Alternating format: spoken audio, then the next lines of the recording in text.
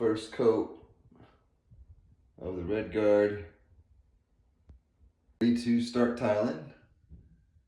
Just want to get one good level clear line there, so I made a little jig for that. Got the tile looking real nice. Wrapping it up on this shower area.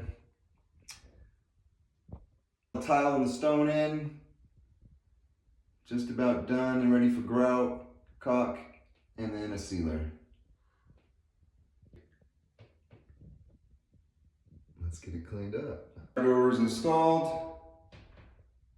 Once the caulk dries, I'll clean that up and do some painting along the walls there. And then the shower is ready to go.